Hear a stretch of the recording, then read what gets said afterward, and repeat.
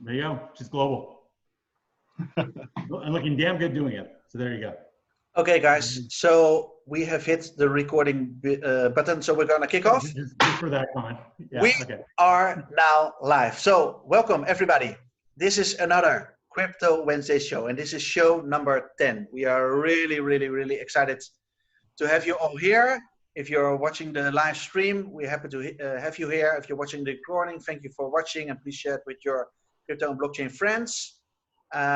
Just before we get started, just some little ground rules from all the people that are joining in the live Zoom stream. If you do have some questions or you want to participate in one way or another, please use the chat box to forward in your questions so we can forward them to Andy so he can, to his best knowledge, answer the questions that are coming up there. Later on during the show, we will also get some previous speakers or upcoming speakers involved. Like every week, we call them our alumni speakers, and we're always happy to see them joining the call and participating. This is what it's all about: sharing and giving back to the industry. So that's it from the, let's say, the house ground rules.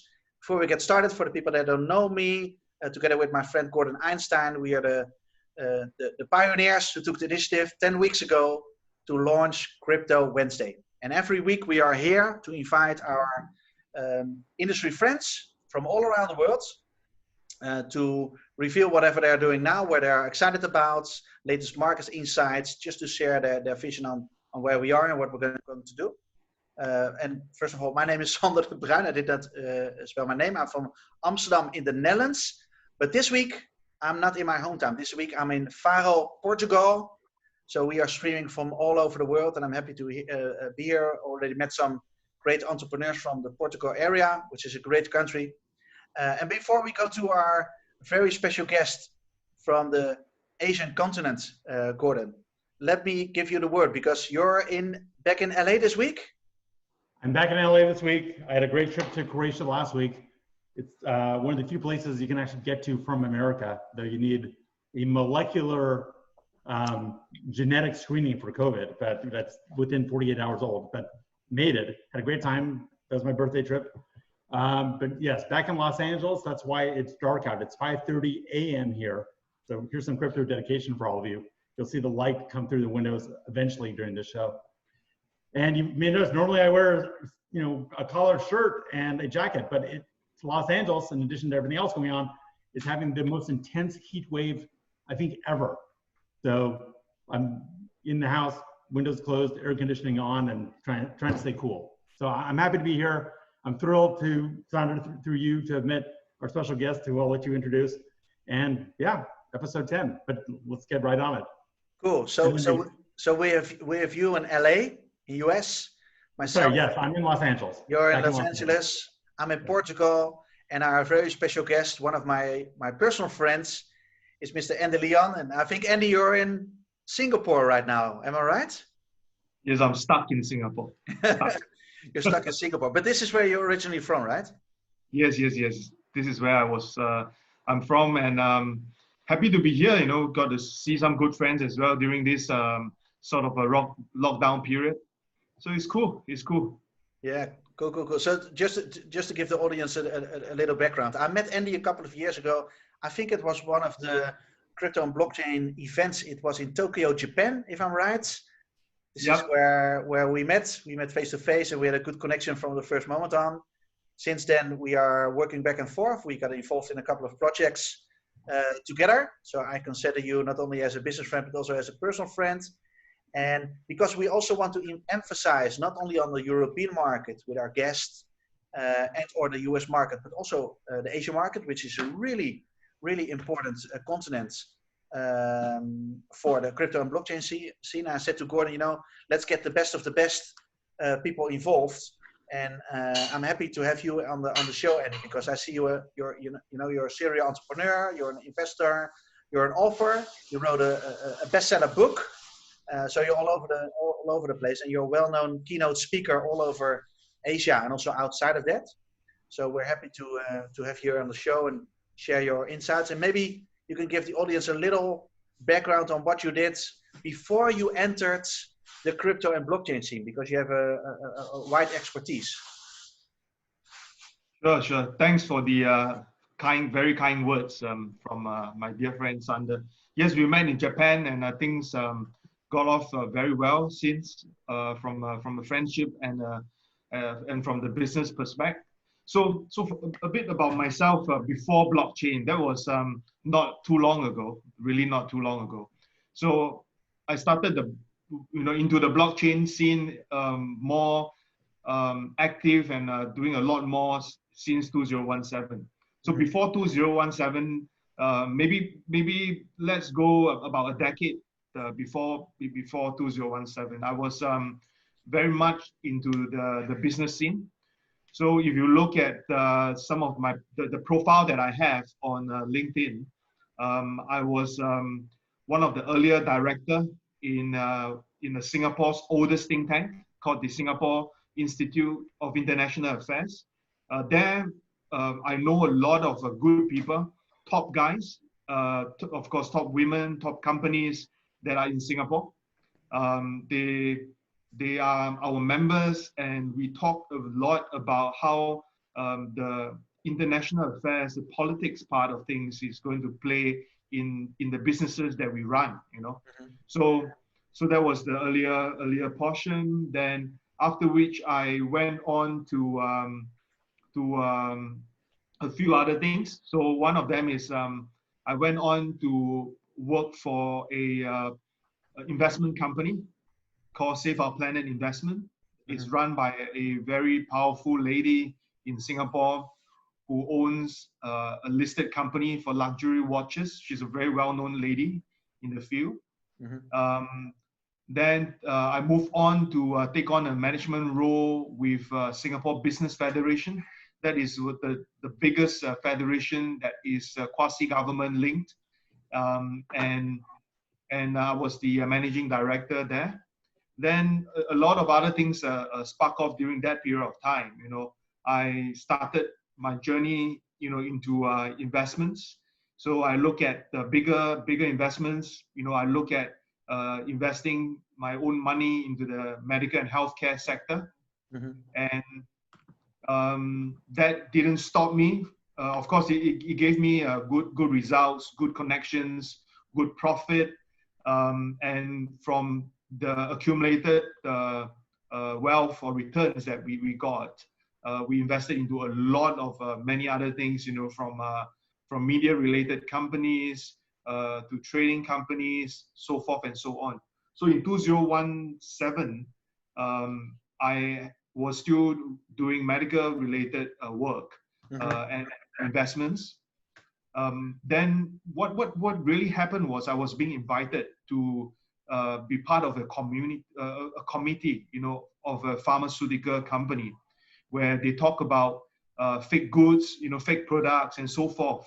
So during that meeting, we have a lot of high-level talk, you know, from the ministry part of things to the very theoretical kind of professors, and then we have people like myself, which run businesses and so forth. The end result was, hey man, let's explore blockchain.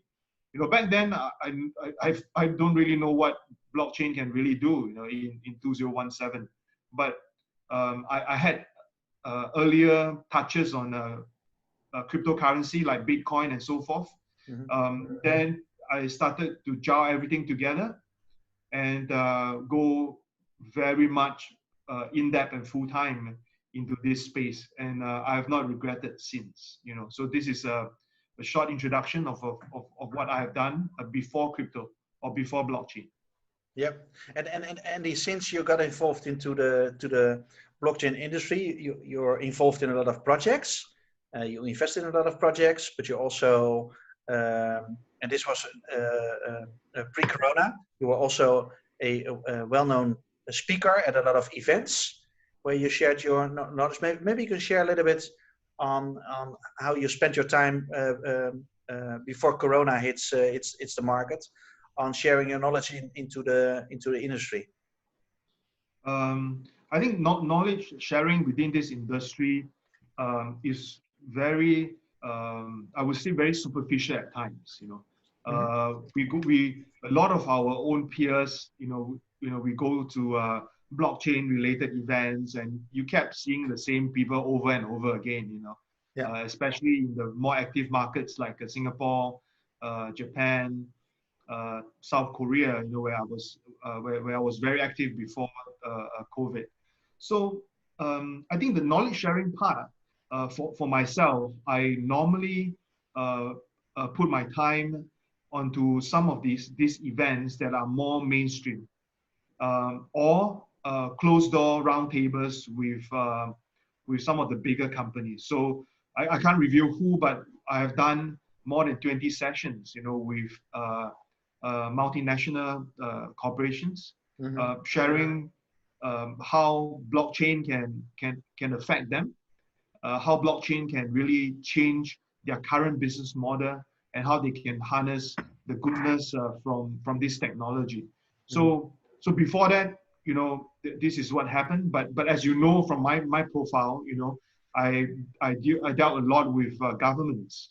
So on and off on a weekly basis, I'm actually involved with many different phone calls from on a ministerial level, all the way to more like a business federation angle from different parts of the world, from not only in Asia but also in Europe, in US, and also in Middle East. So my coverage is quite good in that sense. We have helped to adopt different usage case studies, pilot tests, pilot trials, and also actual implementation, within the government space, on how different blockchain can help them, how the different blockchain or even protocol can fit to what they want. So we are no stranger to the main boys like Ethereum, BNB, Binance Chain, all the way to EOS, where Sander knows that I love how the energy is, for EOS and so forth. So we do a fair bit, from a more commercialized aspect to help companies and government to use this technology. So far, I think things has been very interesting, whether it's pre or the pre-COVID or the current COVID situation. But as we move along to a more web-based interaction, I then again realized that a lot more companies are open to learn more, since they can't go anywhere. Government has more time to look at how the regulations are going to work for them, so forth and so on. So that kind of sharing session becomes very private. And personally, I felt that the private sessions are the one that can benefit most, from the work that we are doing. Not those conferences, because conferences, a lot of which are all for pitching, a lot bullshit as well. The same old thing you keep repeating and so forth. So the private sessions are the one where stakeholders ask very, very detailed questions, sometimes silly, but they dare to ask it because we are in a private environment. Chatham House rules, and so forth and so on is very nice and conducive, for a lot of questions unanswered, and you can't really search those questions online. So I think the benefit during this COVID period has pushed the adoption of blockchain a lot faster, in my own opinion. And I see a lot more government-linked projects that is in the pipeline, from digital ID all the way to security-related projects. So I can't share much, but I do want to share that I think this COVID situation has helped, the growth of blockchain or the digital work a lot better. What do you think? Talking about COVID. Yeah, sure, Gordon, go ahead. So, and I like the direction it's going. Just something strike me as interesting, which is during last week's panel, and Luca, who's on in here, was actually in there.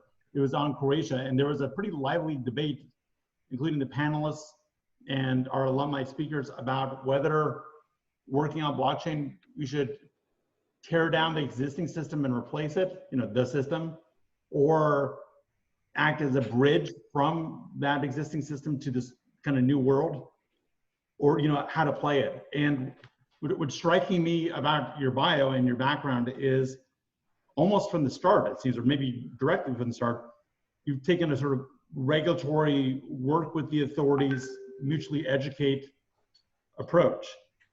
And maybe it's a revolution in its own way, but it's a different kind of revolution. You're not a lawyer, I gather. You're a very in tune business person.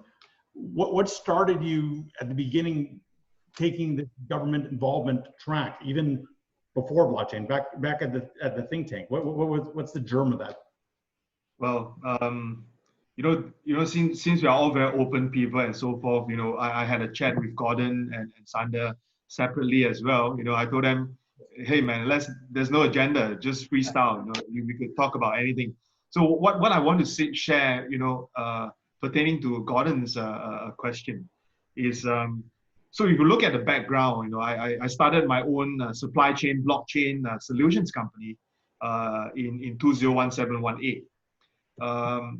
We ended the not we, as in I ended my part in 2019, basically because I see that there are a lot of scams that are running in this field, and is totally unregulated, non-compliance like, for me, and being a Singaporean who has the knowledge on how some of these compliance and governance work is like, and how important it is. I started my journey looking at how I could help government instead of talking to more of such companies, which are very, very much scammy, and to me sometimes very skeptical, because there's no way an empty shell is able to generate that kind of market cap out from nothing, right? So based on what we did previously with our supply chain company, is that we look at proper contracts, proper businesses, and it's a very straightforward model. Work done, get paid, clients pay in tokens, right? So you generate a very straightforward kind of results, and a very straightforward return that you could calculate, right? And I find that it's very straightforward. Of course, that's not the most enticing, most profitable way to run a blockchain company in 2017-18, where a lot of people got very good investments. From our end, I could say that we are stupid, but we never did any ICOs. You're here. You're not in jail. No, I'm not good enough to be. We're seeing your face. It's not through like 10 proxy servers. You didn't go. No. There's no need, man. There's no need. But let me ask it a little bit differently. Even before blockchain, what caught my ear is that you were working with this Singaporean government-related think tank. So it seems even before noticing the scamminess of some of these blockchain or ICO ventures, your natural inclination or your natural bent is sort of a work with government regulatory business approach, as opposed to a crypto is going to tear down the world approach, sort of anarcho-capitalist. There seems to be different streams within the blockchain and crypto community. So I'm wondering, just on a personal level, even before blockchain, like I'm trying to go to your origin story, Wolverine has an origin story. What was the germ or the source of your tendency to work with regulators and work with compliance? And just before you answer, we have Professor Wolf Cowell joining us. He's an alumni speaker. I think when we open up the mic, he's going to be first. And I think you guys share sort of a similar tendency here. But I want to tease it out a little bit. So go ahead, please. If you look at this, the current situation for COVID, companies are not doing very well. You know, like I mentioned on Twitter, there are a lot of zombie companies as well that rely on government aid and so forth. So I mean, before all this COVID situation, I do believe that if we work closely with government, arm's length, you know, not sleeping directly with them, you know, arm's length, get their input. I think our journey for cryptocurrency or blockchain adoption would be a lot smoother. The second part of things is that governments would have the kind of money that some companies need, right?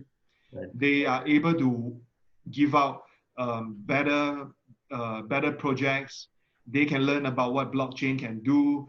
We as the service provider can then adopt blockchain in a better manner. You know, not just sign a few MOUs and then, well, you know, it's going to go big. You know, those again is not going to work. You know, but if you directly work with government-linked projects, you know, you can get your milestones hit fairly fast. When government knows what you're doing and how this can be done, they can work with you closer. But you look at this from a more short-term perspective, right? Because the long-term view is that, well, you know, we can't rely on government, you know, where the banks screw us up, the central bank, you know, make us feel worse and so forth. Right. You know, so a lot of all these thoughts were there. So my very initial take on the new industry is that, you know, make sure that the government are okay with what we are doing.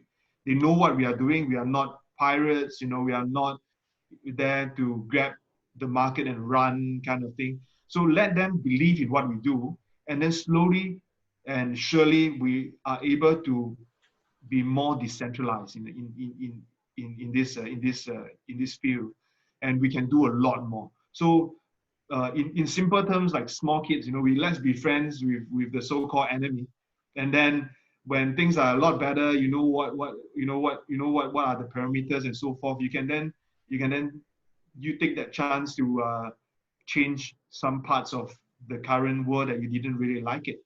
So that was the intention, at least for me, you know, for the blockchain space. But again, when you look back at the history of what I've done, I do believe that a fair bit of good compliance, a fair bit of hand-holding from the government can really benefit us, because I've seen this happen, you know, in Asia, where I work very closely with the South Korean government. I see a lot of push and adoption that is being done smoothly, you know, because of their blessings. So I hope the same can be done throughout the world.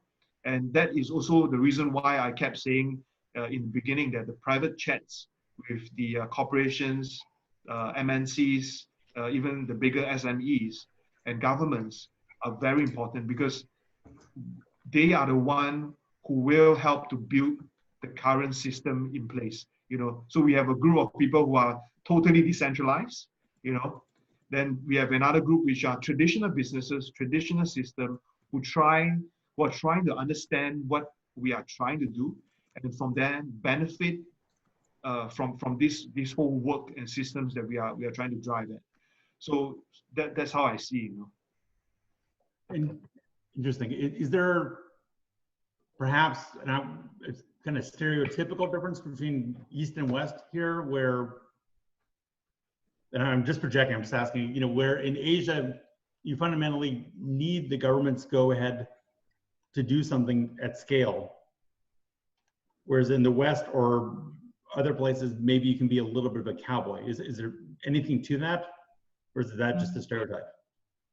I don't think so, man. If you again look at the current situation, you know, when we talk about East and West, obviously the East, or maybe obviously in Asia things are more cowboy than what you see in US. Gordon, am I right? Well, because I guess I was painting with a broad brush. So I think in Singapore and Japan, it's probably not that cowboy. Maybe in South Korea also. I think in China, if you got the right connections, you can be as cowboy as you want. Nah, it's all cowboy, man. It's all cowboy. I give you a All few cowboy. examples. Okay. All are cowboys. In China, let's not talk about it. Is a lot of the leading exchanges right now in the current environment, are Chinese based or Chinese linked, right? Cowboy as in, they are not allowed to do crypto related work, within China. But as you know, a lot of the Chinese companies register themselves in Singapore, right? And then there are a lot of Singapore blockchain companies all of the sudden. And then, of course, they are all fake because they do not have an office. They say that they are from Singapore, but you ask them about different things, they do not know about it. So it's already very cowboy, And then if you look at the South Korean market as well, there's a lot of highly speculative coins that are in the market. You can get very high pumps and of course very steep dumps, within South Korea. So it's a lot more cowboy. You really are an outlier. You're not just implementing what's natural for your environment. Your environment is a little bit chaotic and rule breaking like everywhere else, and you're kind of standing away from the crowd and taking a maybe not regulator friendly but regulator communicative approach. Yeah. That's interesting. Okay. Yeah. Wow. Okay. Well, I guess I'm glad. Sandra, I'm glad he's on the show. This is cool. All right. So I interrupted a bunch there. Sandra, you're pursuing. Maybe it's good because I'm also fascinated because I said in the introduction that Andy is not only a serial entrepreneur, but he's also an author.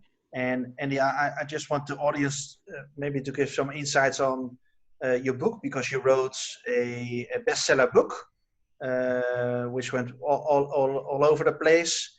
Maybe you can share a little bit on that, how you came to the idea of starting a book or writing a book, publishing it, and bringing it to the market. So what happened was back in 2018, we already mooted the idea on a book that is more future looking, forward looking and so forth. Then my good friend Professor Park from Yonsei University, I supported her in a lot of her work within South Korea. She's also a common friend with me and Sanda as well. Yeah. We started to talk about a book, So long story short, the biggest South Korean publisher, Kyobo Books, came to us and said, "Hey, can we publish a book?" I said, "Yeah, let's do that." So that's how the book is given birth, and the content within the book is very much future looking. We are talking about blockchain revolution 2030, which is 10 years from now. What we see back then is how quickly this technology is adopted, and what are some of the pain points that they will solve, during this decade. But like I mentioned again to Gordon over the phone call, many of these processes, this technology processes has been quickened. Things are a lot more faster. The whole digital realm has changed a lot, because of this COVID-19. So I see that it's a very plus point. At least I think, in order to reach the kind of a goal that we have envisioned, in 2030, I think it has shortened by at least 5 years, in terms of adoption, in terms of how this whole digital process, from how the money how the whole financial system is going to change, how Industry 4.0 is going to kick in, with the help of blockchain, is going to be a lot faster. So I'm very happy that things are a lot faster, and that also made me a little bit unhappy, because then maybe we have to write another book, a revised version of blockchain 2030, because the vision has obviously changed. Mhm. And these last 2 years, we are going in a very fast lightning speed, in terms of how things have changed, So I do hope that Sorry, you actually, get a Andy, chance you're to saying past 2 years. So you're saying even before COVID, things kind of went in an interesting different direction. Am I hearing that correctly? you look at it this way. 2 years ago, when we first look at how this industry is going to evolve, to us, or at least to me, I see that the next 10 years, there are a few milestones that we are going to hit, for adoption. But that back then, one of the points that I have mentioned is that a lot of these traditional companies are very reluctant to make changes to their current system because they are very comfortable, man. Right. They do not really care about what e-commerce can bring to them. They felt that e-commerce is not going to benefit too much. Yeah. E-money is not going to benefit too much. But things have changed. Ever since COVID-19 actually, and things have speeded up a lot more. In my opinion, the companies are trying to accept how the whole digital world is going to help them. When they are even coping, with their F&B business and so forth in Singapore, they have changed. Because Singapore is like example. I just quote Singapore just for the discussion's sake. Singapore is very small. The whole delivery service like Uber Eats, Grab Eat, and all those things is not doing very well. All those McDonald's delivery services are not doing very well because Singapore is small, delivery fee is expensive, the manpower fee is high. All these things didn't really kick off. So when COVID came about, everything is, suddenly all those traditional companies become, they are forced to go online. So by forcing all these companies online and look at how to make their business and make their money online, they will then think of how to make this connection a lot safer. Then the blockchain's mechanism come into the picture. They are more willing to look at how this technology layers can help them, right? So we create the trust level, we create the trust layer, and since then, in my earlier conversation again, companies are more open to listen to some of the things that we have to offer, and how we can make use of this technology onto their currency legacy systems. Like Gordon asked just now as well. Do you think that you should get rid of their current system and then everything blockchain? I think we'll be screwed. To be really frank. So some of these companies, they spend a lot of money on SAPs or on different big brands and so forth. Some could be in millions of dollars. If you ask them to throw away that system and then use something that is not very much proven, they will be very worried. So again, if you look at some of the speeches that I've made in 2018, I always put in this aspect where they should work together. You could open up a layer, to make sure that blockchain can be in place, but not replacing the whole system. Because right in the beginning, 2017, you have seen a lot of cowboys out there trying to tell people change the system, use my blockchain, and most of them are screwed, right? And 90% of those companies have disappeared. So let's be more practical and keep the current system, and then use blockchain in a modular manner, so that people can accept us a lot better. If not, they will see us as crazy guys, running around telling people about block this and block that, and then we are not going anywhere. So step by step, people are opening up, companies are opening up, governments are opening up. But of course, as we move along, the very bad actors, the scams, the Ponzi scheme guys, they are also opening up. So we have a very big catch-up game to play, you know, as early adopters for cryptocurrency. So this at least this is how I look at things, you know. So if you come out with the second edition of your book called Blockchain 2035, this is something we did not pre-discuss. I'm just going to throw it at you. So suppose you come out with a new version, Blockchain 2035, you know, expanded and revised. What new chapter do you include in that book that was not in Blockchain 2030, which is the title of your existing book? Wow, that is a good question, actually. And it's a total curveball, and sorry. No, it's okay. It's good to do that. Like I've said, you know, nothing is scripted. I have nothing on my hands. You know, I don't go for scripted stuff. So what really make me think is I would really love to add a portion about the practical aspect of things. You know, two things maybe. The more practical aspect of things, like you know, how we can really adopt blockchain a lot faster, you know, given the current situation. That's number one. You know, I want to share with them very practical things, how you could use the technology in your current system. You know, very straightforward kind of things. Then the second thing I would love to talk about would be the term that we always use, decentralized. You know, how we could look at redefining the decentralization. You know, the word that I use sometimes would be re-decentralized. You know, it sounds weird, you know, from an English perspective, but I think that there is a need to look at how we redefine decentralization. You know, it's not about screwing everyone, screwing the banks, screwing the government, screwing your president, you know, and that's decentralization. You know, I mean, you know, I come from Singapore.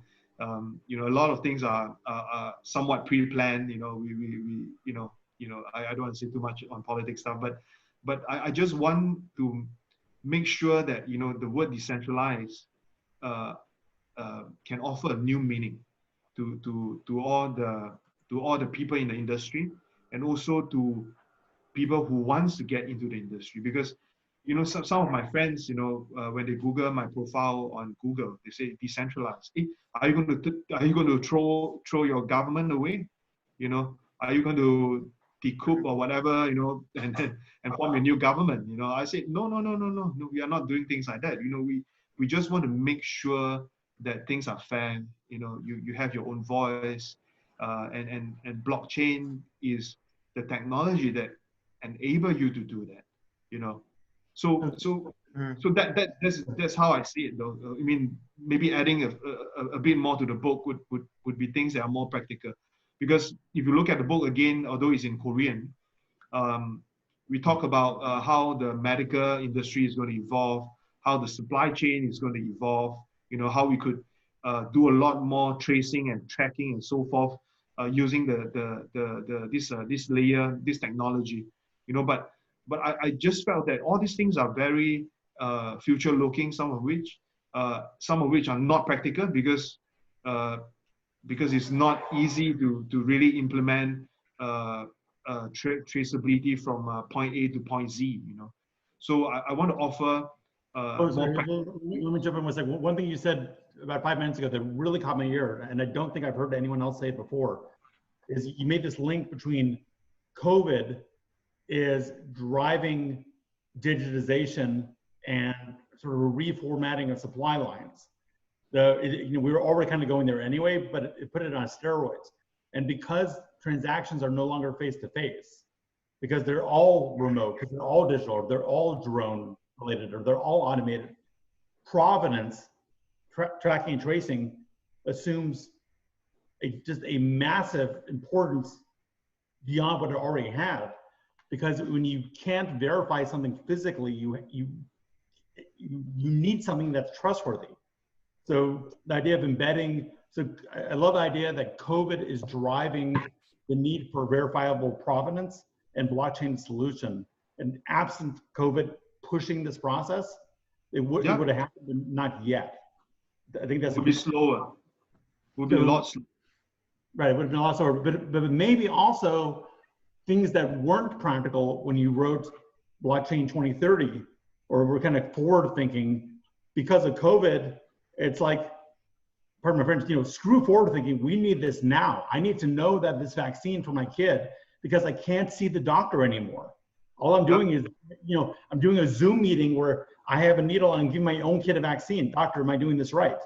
I need to know without a doubt that that's not a deep fake. I need to know without a doubt that that vaccine is correct. I need to know without a doubt that it hasn't expired. So maybe now all of a sudden it just became magically practical. So that's a pushback or a comment, but go ahead. It is. Let's look at. I wear different hats. So from a more investment standpoint, you then notice there's a trend. One, I'm also the chairperson of an esports association in South Korea. Cool. So I see a lot of game. My son would love you. That's all he does.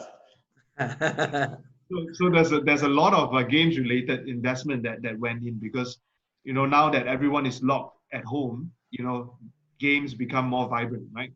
Yeah. Then you look at the other sectors that grew fairly quickly, was a health related kind of businesses, So I do believe that blockchain can help the healthcare industry a lot more in terms of medical records, in terms of how you could make sure that this vaccine is from the real source. It's from US. It's not from it's from Trump or whatever. You need to know where this medicine is from, right? So you see, from an investment standpoint, there are a lot of new money that went into games, medical, supply chain related ones as well. Because right now, almost I would dare say 70% of the businesses are conducted online. Whether it's food business, whether it's medical, whether it's actually everything is on steroid right now. So it is a very good chance for blockchain to grow because of the current situation. And if you look at other things from a government standpoint, they are looking at how to, not sure if I could say this in detail, but how you could look at the digital identity a lot more on steroid, on blockchain. And a few governments that I know are really working very deeply on such initiative, because they want to know who is the one transacting. Who is an advanced layer of how we look at KYC, AML, so forth. So they want to know who exactly is transacting all this cryptocurrency. They could, of course, get back some tax, or get back, tax them for some of the profits that they make. Also, most importantly, they also want to make sure that a lot of all these online transactions are being traced and accountable. Of course, then our dear friends who are into total decentralization, or into private C coin and so forth, will say, "Hey, screw you, man, Andy. We do not want the government to trace." So a lot of these things will happen. A lot of this fight will happen. But ultimately, sometimes I will tell those friends of mine that ultimately you still need to cash out, right, man? Right. So when you cash out, there's still going to be trace, everywhere. So I think right now, if we completely burn the bridge behind us and we're operating purely in crypto, then maybe crypto is the cash and you don't cash out of it. But I think what you're saying, and I unfortunately I agree, that's not a short-term practical thing, and I don't even know whether it's even a long-term practical thing. Long term, I think there is a big chance that things will change. Actually, that's where the total decentralization portion is going to work, peer to peer and so forth. But in order for that to really happen, there must be a really big change, something even bigger than COVID-19, that's going to strike us big, and the banks disappear all of a sudden, and then oh, so sorry, man, we can only use Bitcoin, kind of thing. But I don't see that it's going to happen in the short term.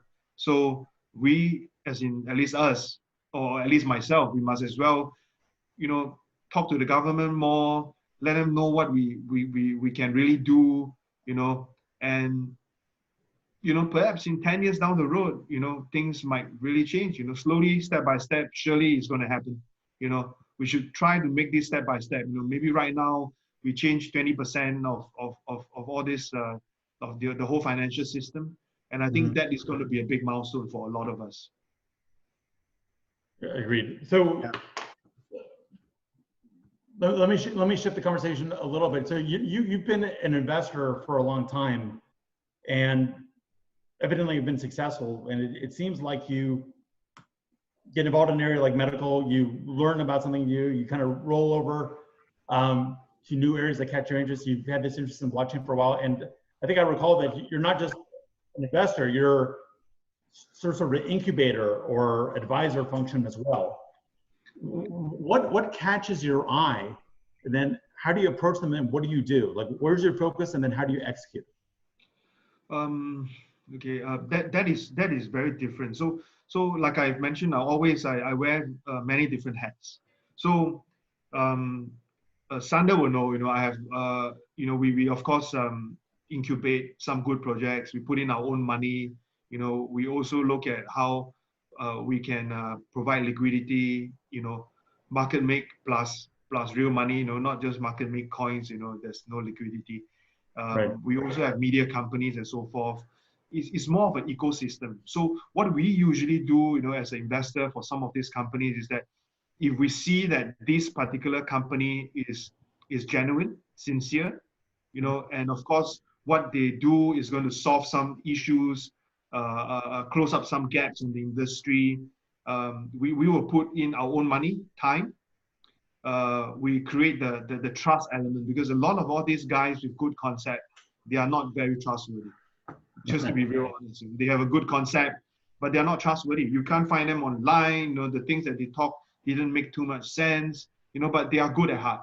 They are trying to change the world. They might be a technologist who can't speak well. Or they can be a real good marketing guy. But didn't have much credibility. So what we do is that we invest in the project. We invest in the people. We create a good brand for them, and then we also do the community work, the retail investors, the professional investors. We bring them together, and then we make sure that the project is good. Then for us, we are very straightforward. We are not sharks. We are not there to take a big chunk of their tokens or of their equity and then we run away. We don't do that. In fact, Sander would know. We buy the tokens in the secondary market. We do not ask them for free tokens, and then because then there will be a conflict of interest. So that's how we do it. Good projects get the funds from us, from me. Then if the funds are not big enough for their vision, we have our own friends as well that can put in the money. And then from there, again, we grow the company. And typically, what we do for the blockchain company is once they get themselves listed, we will just let go of the project very much, because we don't let go of your sort of guiding role. Let go of the guiding for for most of the cases, because after the hand holding for 6 to 12 months, they would already know what to do. And then in some parts or in some of our agreement, we also let go of equity. We also let go of the tokens. So it depends, a lot of different structures that we operate, but we just don't want to burden them. And we also don't want to create more risk for ourselves, because when we are holding their hands, we know exactly what's going to happen, and our reputation is on the table, So we make sure that things are good, Then once we sort of let go a fair bit, then it's up to them already, Then on a safer aspect, sometimes we will let go of our equity as well. So it's going to be a win-win, and we are not greedy sharks, So once we get our returns, fair enough. We make our move, And you're using the royal we. Who is the we in we? Okay, so when I use the word we, because we on our end, you know, we have partners, you know, we have our own team of staff that is on our payroll as well.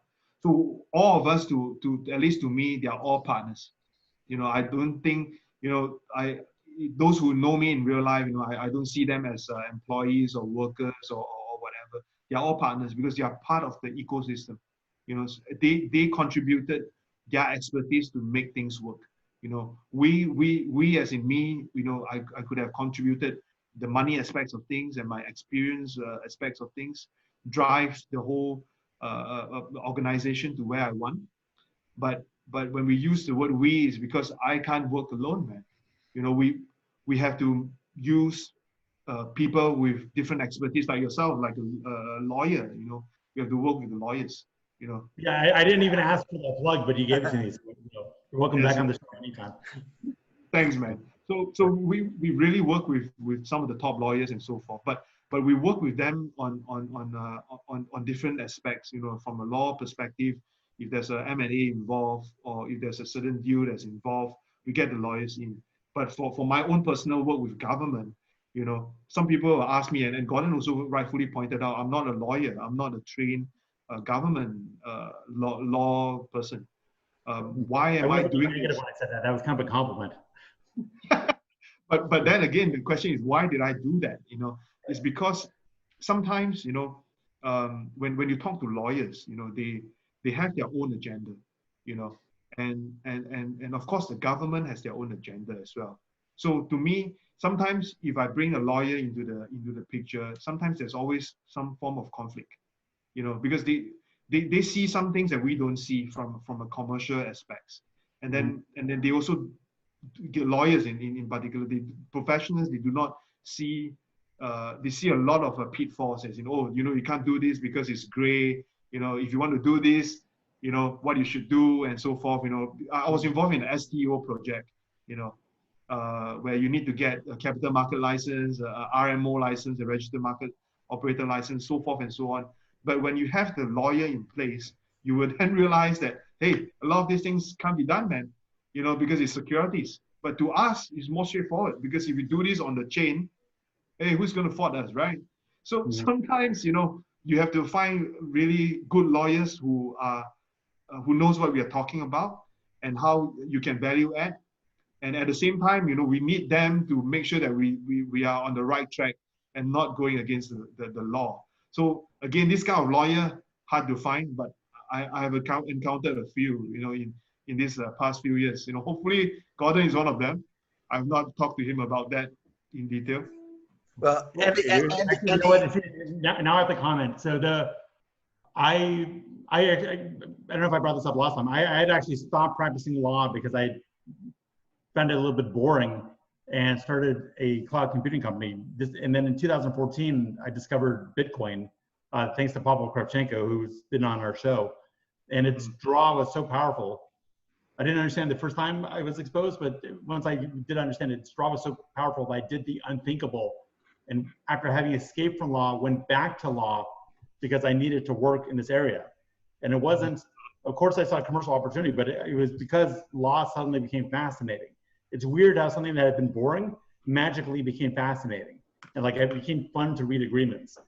Wolf and I, and actually Mark, have been working on an endless number of agreements on a project that we're all involved in. I can't say it's quite fun because, you know, but it's like, not bad. It's interesting. I think to be a company and to be a lawyer in this area, especially to be a lawyer, means you have to be comfortable taking on, you need to be comfortable taking on calculated strategic risk. So you don't do something, you don't not do something because there's a risk involved. Okay, there's risk involved in everything in life. There's risk involved in staying home. There's risk involved in going outside. You just need to correctly appraise the level of risk versus the reward.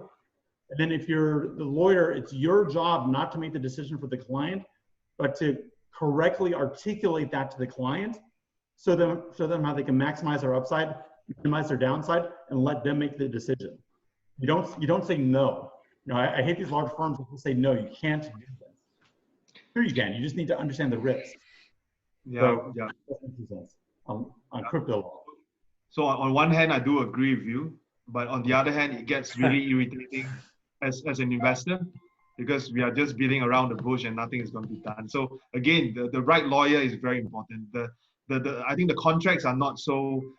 I mean, it's a standard thing, man. Lawyers are good at that, but I think sometimes it's good to get the legal opinion from very sound lawyer that can help make the right business case. I think that would be the main aim, because those who are good at that, most of them should be disbarred, okay? Because they have crossed the line. We're gonna edit that out. So I do legal opinions on tokens often, and part of that is if I see it's going the wrong direction, I slam the brakes and go, guys, need to rework the model. Here's how. Don't worry, we have a chance. We will have chance. We will have chance. Okay, so where are we going with all this? So okay, so when you're the we, I'm going to kind of route it back in there. The we is a group of collaborative professionals, and it sounds like some other angel type investors that where you guys ad hoc work together to see whether or not something is interesting, and then participate as a group if the stars align. It's not a formal angel group like Michael Herbert has. Am I wrong? Okay, so put it this way: we used to have a very formal venture group, but because of the directions and how we want to get our returns, we sort of make it an unofficial one right now at this current moment. But when we talk about we, it's not about just the guys who are providing the money, all right? Because money is just one portion. What we build from my end is that we build a certain ecosystem within our group.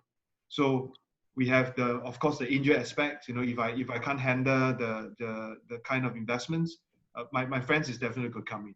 All right, whether it's even if it's a PE fund, we have friends who are there, that can participate, no problem at all.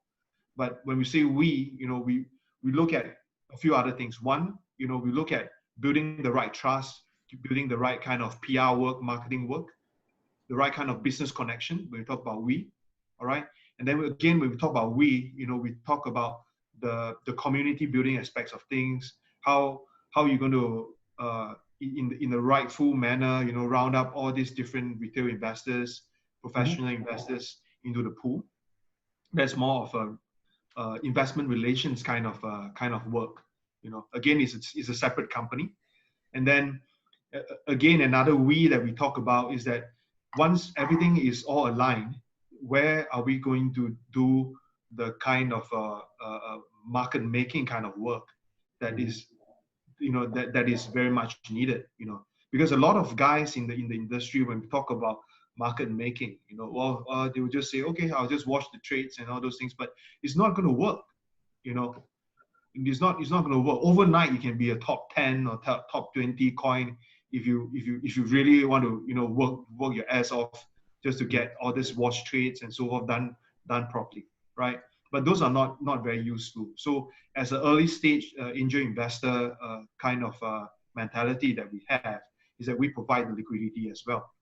So then we will have a group of guys who look at the liquidity aspects and also the market make aspect, because a lot of these companies right now, jokes aside and so forth, they tell themselves that they are a fund, FUND, but to me they are just fund, FUN, because one, they are a crypto fund that has no money. Two, if they are a fund, and they can't generate that kind of money, then they are not a fund, because it is a very volatile kind of a situation. A fund would come in and do a fundraising, then that is a joke, because ultimately, if you have $1 million in the bank, you could get a 40% return, right? So why do you need more money? You need more clients, right? So for us, these are all different entities, and then we look at from the very early stages companies where we can invest, we can put in our technology a bit to them. From technology to marketing to the money aspect, that is the way that we talk about. So I don't usually go out and say that it's only me, Andy alone, because I can't work. I work with Sander a lot as well. On different aspects of things, from investor relations. I could be working with Gordon very soon. On law related stuff as well. Because right now our law related things. We second it to, of course, a law firm and a law group, to work on some of our things. So again, that aspect, I don't have any equity on it. I don't have any shares on it, just purely a client relationship. But the rest of the weave, from the technology bit to the marketing bit to the money aspect, the we is that I have equity in them. So that's the we that we talk about right now. Got it. Okay, I like that. There's one subject I want to hit before we go to the open mic section, or one final thing. During our pre-talk, I think Senator and I both found it really interesting that you commented that it's not that China is pulling ahead of the US and the West with the financial system, it's that they're already way ahead. And you brought up the example of QR codes and the new central bank currency. Can you talk about what's going on, how it got that way, and how this interfaces with blockchain and crypto? I think we should start from how China is like. China has skipped the whole era of credit. Places like US or even in Singapore, we talk about credit cards and all these things. But if you look in China, a lot of them are operating, buying things, paying for everything using their WeChat Pay or Alipay account. And again, if you look at things deeper, a lot of their things are digitized, right? Their money is digitized, right? Their big Alibaba is digitized. Their delivery system is state of the art. They can give you a next day, next hour delivery. You can order a bottle of Coke, and they can appear at your house. You can go to a restaurant, they have no menu, just sit down, you scan the QR code, everything you pay, everything using the QR code and the phone. Apparently is quite COVID safe because there's minimum interaction, right? So when you look at the blockchain aspect of things, as you all know, a lot of blockchain companies, innovators are from China. All the big names that we all know, they may be speaking English, but they are from China. Yeah, not the accent, but the kind of mentality, the kind of work, the kind of company structure that they have. That they are from China, and there's nothing wrong to be from China, because a lot of my friends are from China, and they are the innovators. They dare to make it happen. Mm-hmm. They dare to push the agenda across, and with the new central bank currency and so forth, although it has nothing to do with blockchain, totally. I mean, they have something to do with blockchain, but there's nothing to do with cryptocurrency. But if you look at ledger, right? But it's not secured. It's not using crypto economics to secure consensus. It's just a big database. Yes, you're right. You're right. But then again, if you look at the long-term perspective of things, US there's almost not that advanced in terms of financial system. In Singapore, it's also not that advanced. There was something really funny. That I had a chat with a professional. They say, oh, Singapore is the top financial hub. Everything that we have are all digitized. Then I ask them, can you pay your noodle using Bitcoin? They say, no, we can't. But I tell you, all our money are digitized because you can use internet banking. I tell them, hey man, it's not internet banking that makes things digital, And the sad part is, in Singapore, we still have things like checkbook. Do you still have a checkbook, Gordon? I do, but it's from like 1980. No, but do you still use it? Do you still cut a check? Fantastically rarely. Every once in a while, but very, very rare. Everything is online. I tell you, 3 years ago, or maybe even now, Singapore people, they are still cutting checks. In South Korea, I think the young ones, they would not know what is a check. All right. And sooner or later, we will shift very much digitally. And again, coming back to the topic about China and so forth, because China has a head start, on how they use their wallets and so forth. In the event they shift into a crypto mode, it's almost immediate. It's a nationwide adoption, not a small company adoption. It's a nationwide adoption. Imagine there's a Bitcoin equivalent in China. They can just convert it anytime they want. I mean, really, the UI and the network is already there. We're kind of talking about swapping in a infrastructure component that the users don't even necessarily see. Yeah. I mean, they all have WeChat, they all have Alipay. So yeah, interesting. Very interesting. And then in Union Pay, I guess the big three are WeChat, Ali, and Union. Is that right? Union Pay, like I mentioned the other day, Union Pay is like a payment gateway. They're like a Visa, Master, or Amex, but they are Union Pay. So it's a very big payment gateway provider from China, and all these things are part of the infrastructure. Anytime they want to shift into a full digital mode or full crypto mode, they are all ready. Already, because in Singapore, we still talk about paying using credit card. But put it this way, in China, there's just all wallets. Everything is through your phone. So they definitely has a higher, faster head start than a lot of us. And there's also, I guess, we talked about this, a little bit of a psychological difference. At least in the US, almost all purchases are done on credit. And then you pay what you owe plus interest, if any, at the end of the month. Whereas I gather the wallet function on these apps is essentially a debit card. So you're spending what you have. And if you don't have the money in your wallet, there's nothing to spend. It's a little bit of a psychological difference also. Yeah, it's very different. You spend what you have. And then the cool part about them is that if you look at the WeChat app, in China, you can buy ETF, you can get interest, when you put it in a certain investment link wallet. It's very much like crypto, man. It's just like you have the same app, you have a staking function, all right?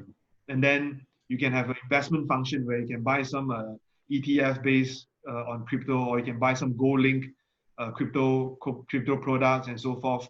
So my cat's into this topic, by the way. No problem. I guess your cat likes me, though. So the kind of adoption would be superly fast, and again, I want to emphasize this. From a government standpoint, they are already looking at how crypto can be combined with their current financial systems, because they want to capture the crypto market. And when I say they, I'm not talking about just one or two. There are more than a handful of government who believe in that, have not adopted, but they are planning to do it. So in my humble opinion— I'm sorry, to be clear, they're blockchain or crypto? They're looking at cryptocurrency adoption? When we talk about blockchain adoption, all right, in fact, all governments are open. It's just a matter of how am I going to do it. Right. I'm referring to crypto adoption. All right. I'm referring to crypto adoption. Definitely, I have no talks with U.S. government on within my radar, but some of the smaller countries or some of the more advanced countries, they are thinking of adopting blockchain, and then how to adopt crypto in their space as well. So this would be a very big game changer, and this spins off and goes back to what I was always saying, on Twitter, and also to some of my own friends, is that those bigger crypto companies must start to look at their governance and compliance matter, and they should do it ASAP. And again, coming back to the point 15 minutes ago that I said, they should look for independent professionals to look at how they can quickly adopt this, not just going to professional lawyers and so forth, because again, the kind of output that they will get from professionals only is very different from the more practical approach that some of us are sharing, you know, in the space. So there must be a very good balance. So bigger blockchain or crypto companies must start to look at this, because in order for them to grow, apart from the B2B businesses that they are already pushing, you know, like XRP and so forth, you know, they push a lot of cross-border remittance and payment and so forth. They should also look at how they can help from a government or G2G kind of a project, or G2G kind of a relationship, because government relations will then become a very crucial thing for these blockchain companies to grow. The smaller ones, they can wait, all right? The very small ones, they can close it down because there's no value, all right? And of course, the Ponzi ones, they can just definitely close down ASAP, right? Before anyone gets hurt. But the bigger ones and the bigger medium ones, they have to look at compliance. They have to look at government relations, because that will be one of the key things that is going to excel them from where they are. You know, again, I mentioned this in I have nothing against professionals, all right? But, you know, I also put this on Twitter that, you know, I'm not here holding the lawyer flag. I know, man. So the other professional I'm going to touch on are the bankers, you know. Yeah. So I would love to say that the bankers are very elitist and so forth.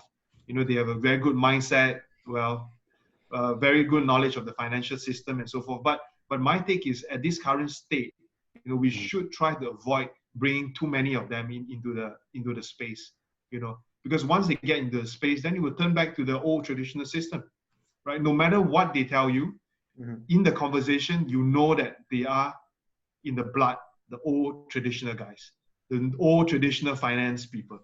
So I'm not saying that they are bad, but it's not very good for the crypto scene. Again, looking at general people, you know, like ourselves and so forth, it's also good to bring in some higher caliber people into the industry, you know, not just all, you know, sometimes, you know, in some of our private conversation, you know, we say that, oh, you know, why are they hiring these very skimpy dress ladies, you know, in the company, you know, and some of the things they say didn't make sense. I mean, there are some ladies in the chat right now, you know, so, but I'm not talking about them, but, you know, some are really crazy, you know, some of the things they say and so forth. It provides a very bad perception that, you know, all these blockchain guys they do not know what they're talking about.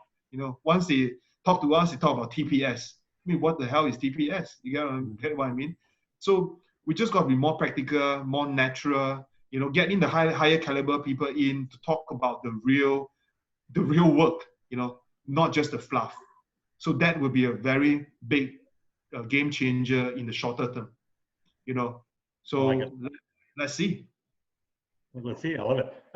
Sandra, if it's okay with you, I think we'll go to the open mic section. Yeah, because there are already a lot of good questions. I saw that Marco was already putting in some questions, and we also have Professor Wolf Kaal here.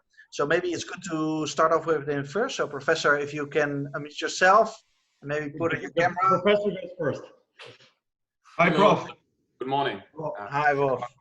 Long time no talk. Hello, Gordon. Nice to see you again. Nice to see you, Sandra. Andy, great pleasure meeting you. You touched on a lot of things, and I commend you on all you do. I really appreciate the way you're framing the need for professionalizing the crypto space. I've been suffering under this for 7 years now, so it's a little nuts in many ways. But let's talk a little bit about innovation. So in North America, I think there is a perception that with the third generation of DAOs are driving a lot of the innovation in the ecosystem. I'm wondering if you could share your thoughts on innovation and where innovation and infrastructure products, decentralized infrastructure products, are being built and how they're being built in Asia. I know it's a broad question, but pick whatever you like, please. No problem, no problem. It's good to see new faces right now. So I think we talk about very broad stroke in terms of innovation. I think right now blockchain innovation has been great. You know, you see a lot of good concepts.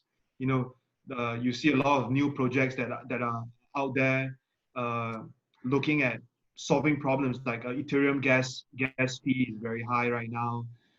There are new protocol, new Oracle, new layers. They are doing the work to help reduce all this. You know, so to me, I think those are good innovation because they are trying to solve a problem that we are all facing.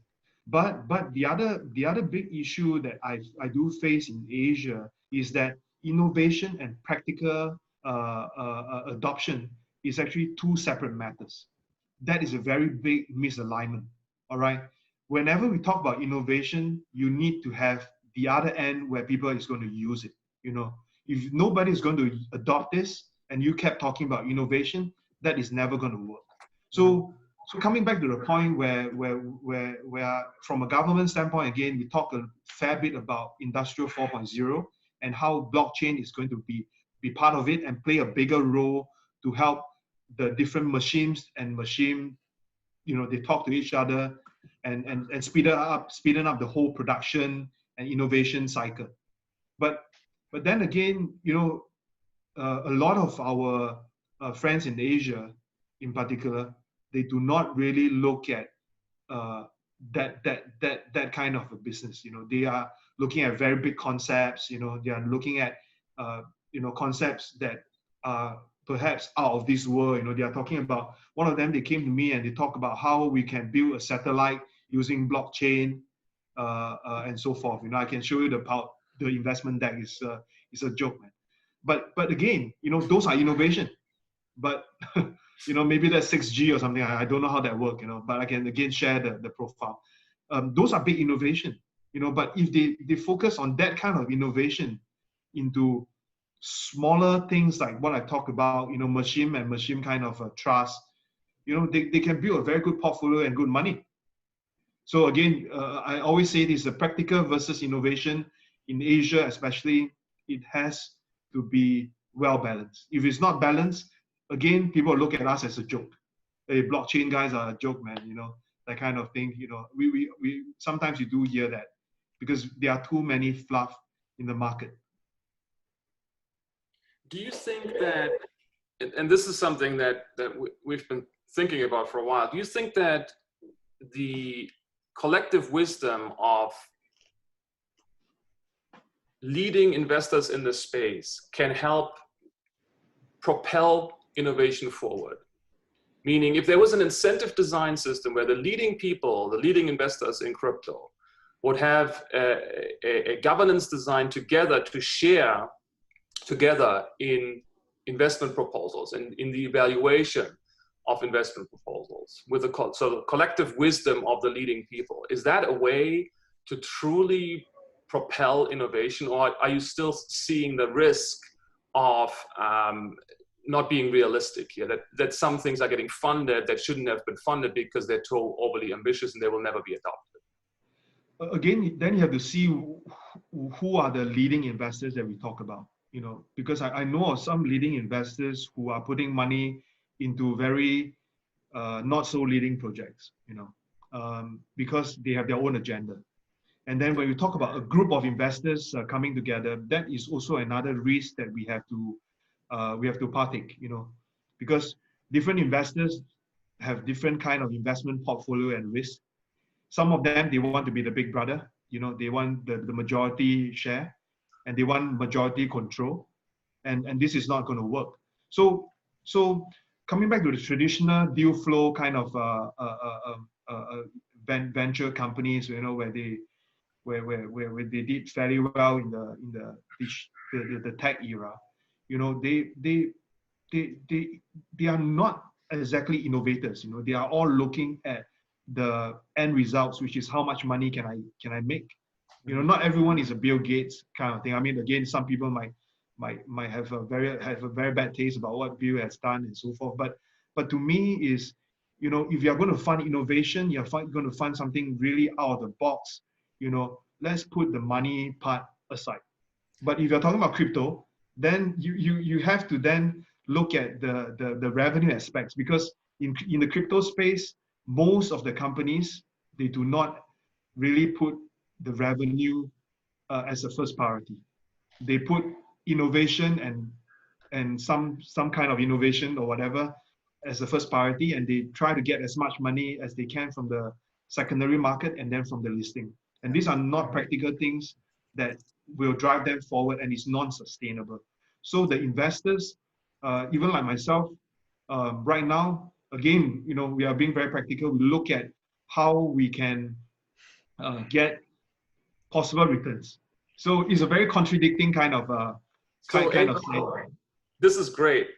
So what if I told you that there is a design that one might experiment with that would allow investors to act in their very self-interest and at the same time benefit the larger group of investors they're sharing interests with? Let's go. Let's try. Okay, we can take this offline. Gordon knows what I'm talking about. I think this is by the way, you're both in the alumni speaker group. Yeah, good. Sorry, I'll drop off now. Thank you, Andy. I really appreciate your views. Thank you. I wasn't shooing you away. I'm just saying that's how you can connect easily. But well, thank you for coming on. Thank you. Marco is next. Actually, I'm sorry. I know what Marco will talk about. Because Luke has to drop off also, or maybe you're all just kind of pulling that routine. So Marco, just hold tight. Luke? Oh, sorry, Luke. Hi, Luke. For you. Okay, but go for it. Luke, I can't hear. Luke Stokes. I think Luke left. No, he's here. He's just adjusting his settings. Very interesting background, man. Very interesting background behind him. Luke's the man. All right, Luke. Hey, unfortunately, my mic is not seeming to be working, so I'm working with my settings here. Now we can hear you. Now we can hear you, man. Yeah. Luke, talk. Luke, we can hear you already, Luke. Excellent. All right, now it's working. Andy, great to meet you. It's always great to meet another Twitter friend. We were interacting, I think, with CZ on Twitter a while back, and so it's great to see you in person. Yes, hi, Luke. Related to identity and reputation, I'm really interested in blockchain solutions that can solve Sybil attack and be Sybil attack resistant. We'd like to do a lot of FIO address giveaways, a lot of token giveaways, and I see that as a really big problem that can be solved potentially with identity and reputation. And there's kind of a meme in the space that, China is doing it wrong in terms of a very authoritarian way to control their citizens and population, right? Because they've kind of, with the WeChat approach, they've kind of locked everything down. So your entire digital life has to run through this single identity that the government gets to control as far as reputation goes. So I'm curious, with your experience working with governments, and specifically kind of what you've seen personally with what's going on in Asia related to identity and reputation, what are your thoughts on how the blockchain could potentially solve these in a way that still gives individuals self-sovereign control, in a way that doesn't, give over all the control to a government that might at some point turn against them and actually be hostile to their own interests? I think it's really important that we have solutions that aren't going to be used against us, So I'm curious what you think about that. Oh, well, this is a double-edged sword kind of thinking here. But let's go back to very practical things. All right, like I've mentioned in the chat, government are really looking at how the digital identity reputation is going to help them. All right, one very good example is our medical records. All right, we technically all the medical records belong to us, not the doctors. All right, and also not the government organization. Using the same analogy, we collectively as a group, when we talk to a government, we are trying to convince them that some of this data can be on chain. All right, all the data can be on chain, but some of this data has a different layer of maybe a different layer of secret key or different level of keys where you need a big consensus in order for you to draw down all those details. All right. So some government actually do agree with us, because if things are centralized, there are also tendency where their own government staff or their own ministry people misuse those data. So making this a very short reply in some ways, governments are very pro this concept. You know, they have the data, but actually they cannot have the full access of the data. And that is also something that people like us, you know, look, we believe that this kind of decentralization is going to help us grow. At the same time, a lot of this information are kept in a treasure box or in a certain manner where the government cannot go against us. So these are things that governments are already looking at.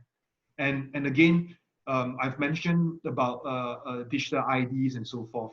You know, a lot of all these KYC processes or AML processes that exchanges are adopting, they are all very loose in some manner. All right. We have friends who are working on a different KYC model and so forth that is slightly better than what we see in the exchanges right now, but it is still not good enough. So so whatever data that we are trying to do, you know, with the government or some government linked projects, the government got to buy in to what we believe in. You know, in that kind of situation, I think our industry will grow a lot faster. And the KYC AML would then be very much like what you talk about in terms of the WeChat, how the Chinese government are coping with all this data, you know, very effectively, you know, but we minus away the fact that they can just use the data to kill us anytime or prosecute us anytime. So Chinese kind of a style is good because they dictate what they want. Everyone fall within this sandbox. They confirm that this is the way to go, and then they just go ahead with it. But right now, we have a chance to change in other governments, other Asian governments. You know, they can do the same, you know, like what Chinese are doing, but we give them an additional box that is blocked by our dear blockchain technology to make sure that things are well in place, you know. So that is actually a good plus point. You know, they can learn from China, they can learn a bit from Singapore, and then at the same time they innovate, they tweak the model a bit more, and then that's it, man. That would be the perfect scenario, just to be real honest about it. Excellent, thank you. I'd love to continue the conversation offline as well, as far as the different identity and reputation solutions you've looked at. I know Marco and Wolf and I have had a lot of conversations about that. I just ran into a new interesting one yesterday and over the weekend called pseudo-anonymous pairs. It's a really interesting way that every month you could prove your humanity while staying anonymous. So there's a lot of really interesting projects out there. And I do think it's one of the most important innovations that the blockchain space can bring. But I also see others like, you know, Vinay Gupta and Ian Grigg and others that we've tried to interact with, where they're just like, don't ever do this. It's a terrible idea. If you ever put your identity and reputation on a blockchain that's immutable forever, you're going to give totalitarians the control to destroy you. So it's a very challenging problem, and I'd love to continue the conversation on it. Unfortunately, I have another meeting I do have to go to, but thank you so much for having me on. No problem. Let's catch up. Thank you, Marco, for letting me skip ahead. I appreciate it. Thanks for joining. Thanks for jumping in. We appreciate it. And you guys connect in the alumni speaker group. You know, both your telegrams are there. So awesome. Yes, we know each other, man. Take care, Andy. Take care. Bye, bro. All right, Marco. I appreciate your courtesy there, but now I'm handing you the microphone. Go for it. Hi, Marco. How you doing, Andy? I've already just connected to you on LinkedIn because I definitely would like to take this discussion, possibly with Wolf and Luke as well, on identity down a little further anyway, just to get your insight onto this. Everything you've said about identity from the positive side, I fully agree with. Luke and I have lots of discussions about whether or not digitized identity is a license for totalitarian regimes to take advantage of you. The model I'm proposing is actually designed to make that impossible, but we will see. I guess I guess one of the things that I've been listening to everything you've gone on through this conversation around the idea that you're better off looking at your project from a how do I integrate this with legacy systems and legacy regulatory bodies versus going off into the Wild West. And I fully agree with you. Asia is much more Wild West than North America is. Even in 2016, I mean, one could argue there was a lot of Wild West going on in Europe and North America then, but I suspect it was even more in Asia even then. I mean, one would obviously point out the fact that Mount Gox was not in North America, nor was it in Europe. The cautionary tale that it is. I guess I go back to one of these Buckminster Fuller quotes, where you don't change the world by incremental improvements. You change the world by building something new that everyone likes better. What is your perspective on that, especially given your experience both in the regulatory side and in the innovation side? Well, that is a tough one though. As an innovator, I would love to have something that is brand new. It's going to change the whole market fairly well. Adoption, well-liked kind of a platform. Where you're going to change the world. But then again, in a very practical, pragmatic kind of approach, at this current situation, is that we should really take a step back and look at how we can help this crypto industry or help this blockchain industry grow. So anything that is too wild, too out of the box, too innovative, or very manipulative, the mainstream people will not be able to accept what we are doing. And when this thing happens, they will give us a very bad reputation, and in which I have really seen that happening in 2017 until today. The industry, in terms of the reputation, is not the best. So I would love to be the yes man right now. Come out with something or a platform or a project that is more well-liked, acceptable to the mainstream companies. Then we work on a stage 2 or stage 3 where we can change the world with it. Because I spoke to Gordon as well, earlier on, in terms of the financial system. I do believe personally that there will be a situation where a lot of our transactions globally to be all crypto-centric. But in order for us to make that happen, there must be a very, very big catastrophic kind of situation, bigger than COVID-19, that is going to change the whole system. But we cannot afford to have that bad thing happen again, anytime soon. So coming back again to the very practical or aspect. Can't we? Wow, man. Or we may not have a choice. No, let's not go there, man. So, but again, very practical things is that I think crypto will be a very well-liked product, very well-liked instrument in the later future. Right now, we just got to stay friendly and make sure that it's been adopted, and not thinking that we are a bad actor. And from there, we build on our products for stage 2, stage 3, stage 5, or stage 10, where we can grow very, very much and at a very big extent, where we can really change the world. So right now, we can't change the world yet. So we just stay low and make sure that we do the right things to build the right foundation. And trust me, in the next 5 to 10 years, the whole infrastructure will change. The whole economy will change, and I do see that crypto is going to play a much bigger role as compared to now. Because now, if you look at crypto, many of us will see this as a money game, as a very speculative kind of a product. You know, that's about it. You know, you can see from all the communities, you know, they are all looking at airdrops. They are all looking at the money aspects of things. They are not so much into the technology part, you know. So we have to slowly adopt, make sure that the blockchain technology is there. People can accept it. They know that cryptocurrency is not just a speculation tool. And then a lot of innovations will come together with it, and it will be integrated in our daily lives. And again, that's also part of the content that I've written for the for the book titled Blockchain Revolution 2030. Yeah, I like it. Gordon, can I get one more in?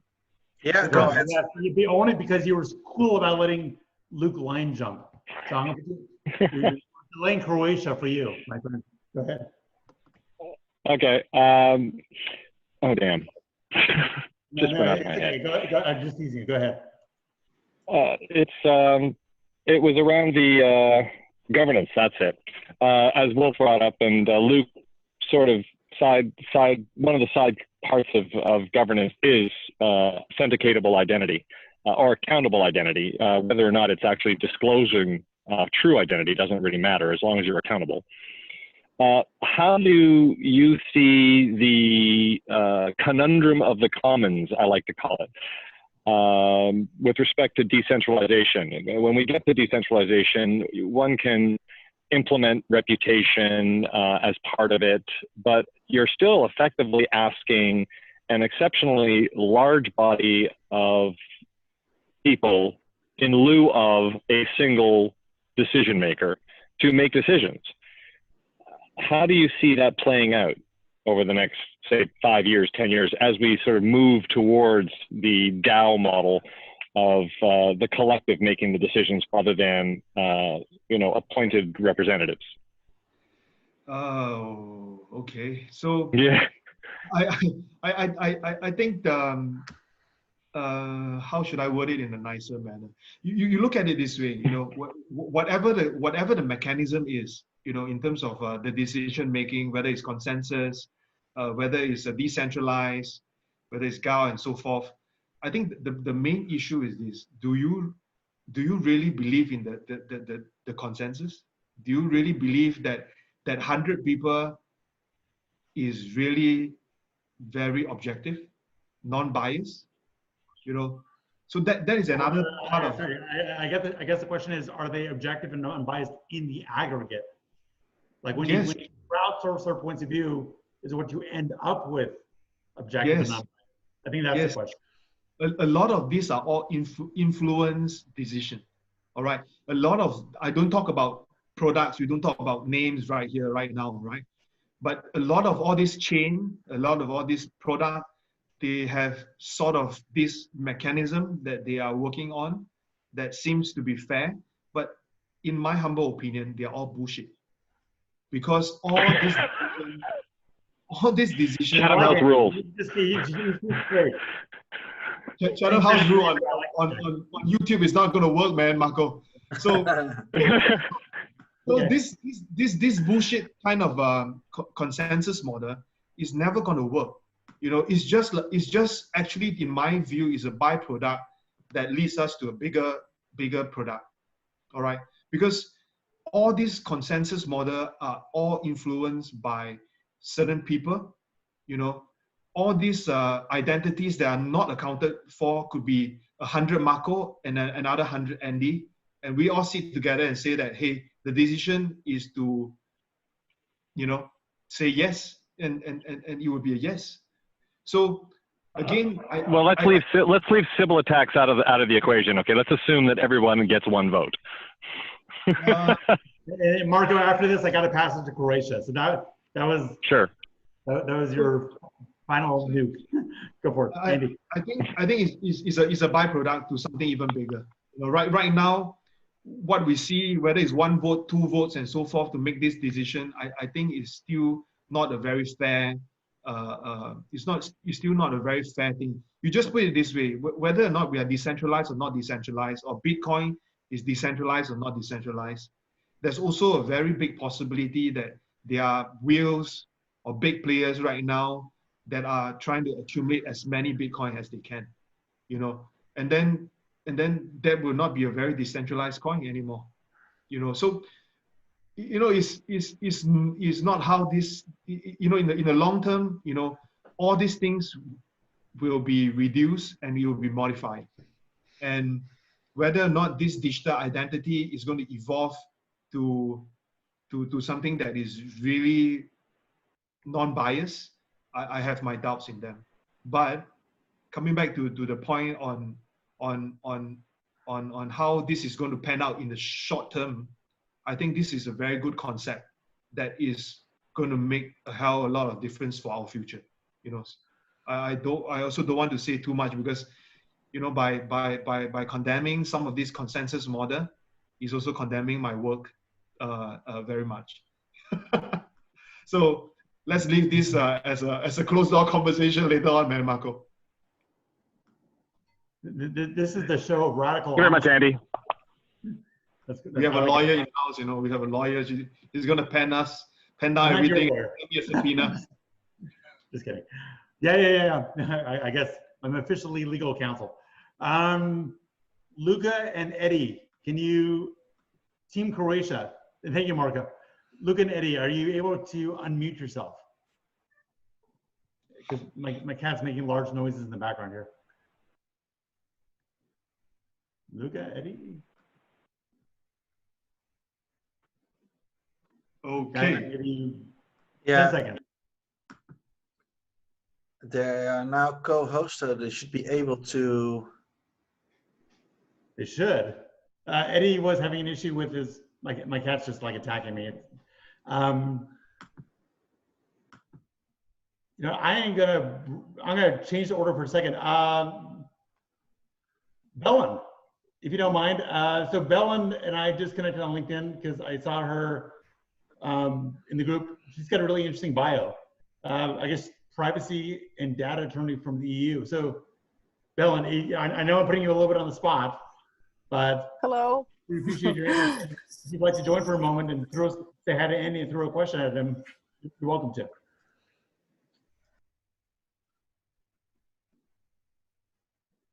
Oh, and unmute yourself.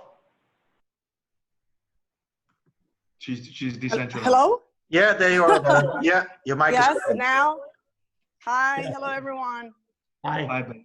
Good morning. Yes, well, good morning, good afternoon here from Barcelona. Yes, I do have a question as you know, about this blockchain technology. I mean, we all know that the regulations here in Europe are stringent in terms of, for instance, like the right to be forgotten and you know, the compliance of this specific technology with some rules under the GDPR. So how is this handled in Singapore, in Asia in general?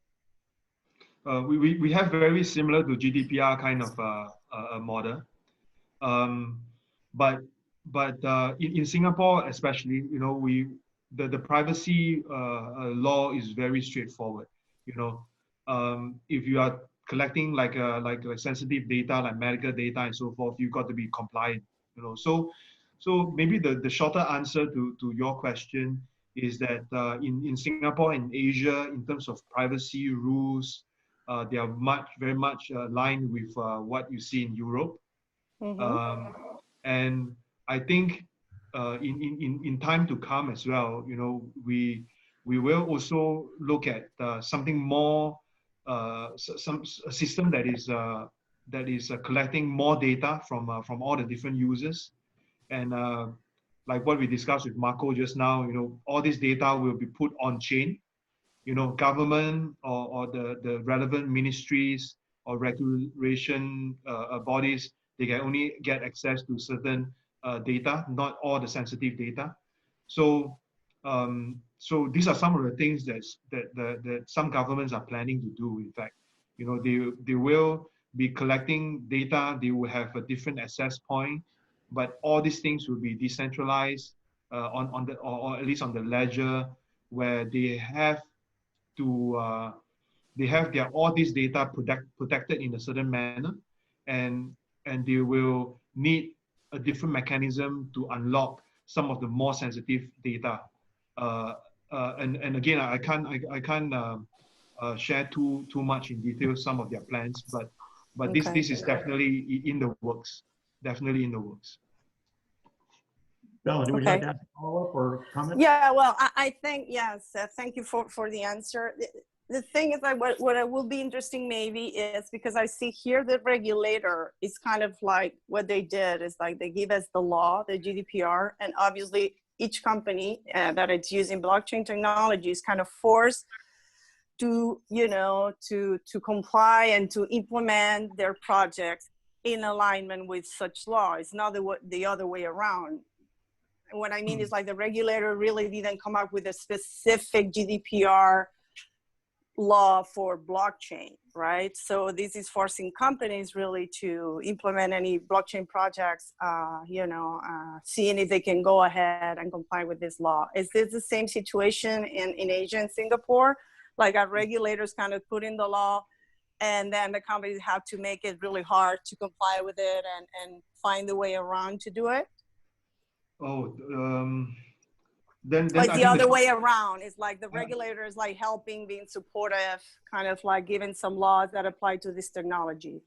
I think it's, you know for GDPR or these privacy policies, they are not blockchain, not they didn't create this purely for blockchain.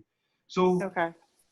coming back to the general rule is that all these tech companies must comply to the privacy or the data protection and privacy law that is within the country. So it's not so much on blockchain, but all the companies that we know must comply to this privacy law. And again, I don't think this is something very difficult to do, because by nature, all these companies must comply to the GDPR equivalent, in their country. Mm-hmm. So again, the responsibility lies with both Okay. the government, the regulators, and also the companies, because the regulators need to regulate and make sure that these are all compliant, and the companies must make sure that they are compliant and also audited in some cases, depending on what kind of data they are trying to obtain. Whether it's very personal ones like medical records, or they are just talking about just pure names, addresses, and so forth. So there are different levels of data and how they manage it. Okay. Yeah. Good. Thanks, Bill. So we're kind of towards the end here, but Tim Lewis, famous Tim Lewis, is going to be joining us in a second. So we're going to give him a moment to log in because he wants to meet you, Andy. Diogo, if you're there, you and I just talked on LinkedIn. You're welcome to. It's going to have to be a little bit quick because Tim's jumping on, but you're welcome to unmute yourself and say hi to Andy and ask a question or comment. If you're everybody. Hey, hi. Hey, and are you in Portugal right now, Diogo? Yeah, I'm currently staying here during this COVID thing. I'm from crypto.com, and the headquarters are in Hong Kong. Right now I'm staying here, and this is how we do our meetings and everything. All the centralized. I don't know if you caught it, but Sanders and my co-host, co-organizer, is in Portugal right now as well. Oh yeah. So Sanders away from Portugal.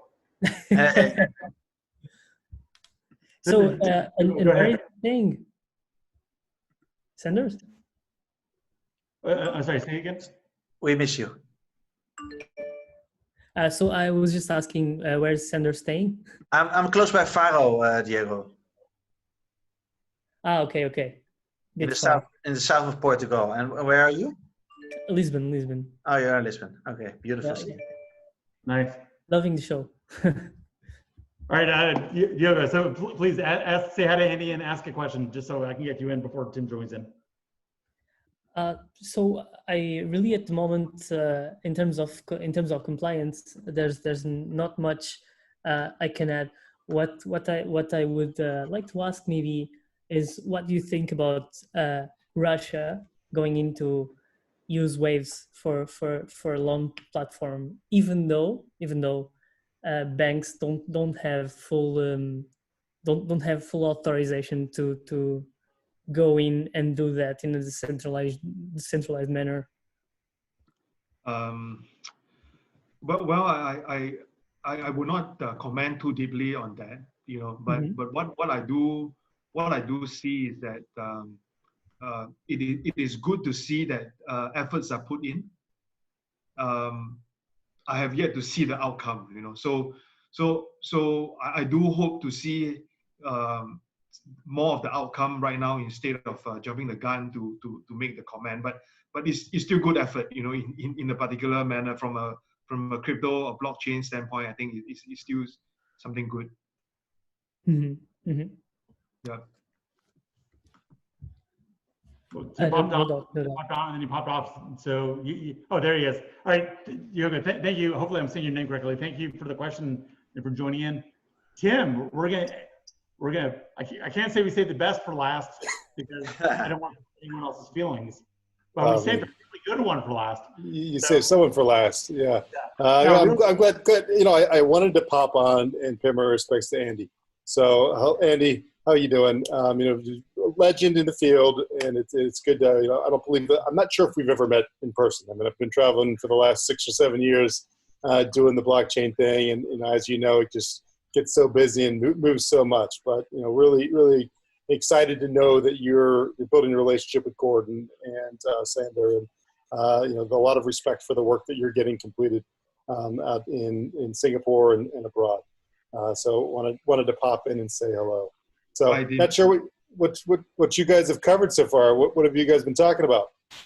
Wow, some really sensitive ones and some fun ones, and you know, we are all here to talk and discuss about things. So let's have more chats. You know. Well, what's the status of supply chain usage for blockchain technology? Where are you guys at with Linfinity? What type of clients have you guys been operating with? So maybe a bit of background then. So we used to run a supply chain blockchain company. We have clients from tobacco companies and wine companies, and then we have also done pilot trials of government, leading brands, and so forth. In the supply chain space, you know, we have also helped a listed company to go into go full on for using blockchain for some of their business processes. But for the product that we have developed back then is to make traceability a bit more interesting. You know, we talk about from farm to table and also to recycle. You know, because when we talk about wine, high value price wine, the main issues with authentication is not at where you open up the wine.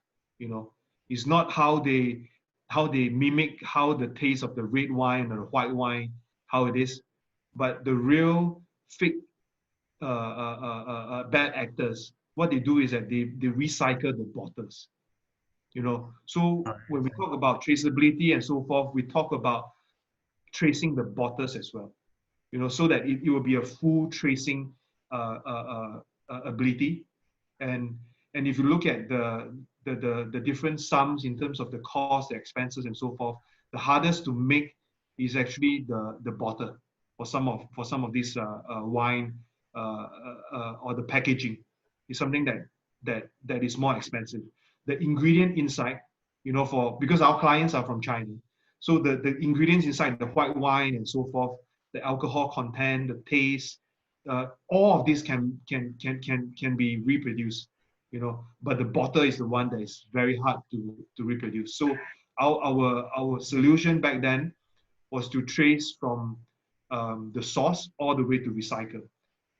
Back to the current times, you know, where I give very practical adoption strategies, you know, towards government and towards some of these companies, you know, whether it's a bottle of mineral water or to a bottle of high-end champagne, the logic is always the same, you know, as long as you think that there's a value for blockchain for your product, you know, whether it's a $1 mineral water that is from Cambodia, maybe, you know, they want to prove that this is where the water is from, this is the country of origin, because they're proud of where the water source is, to a bottle of wine that is $5,000.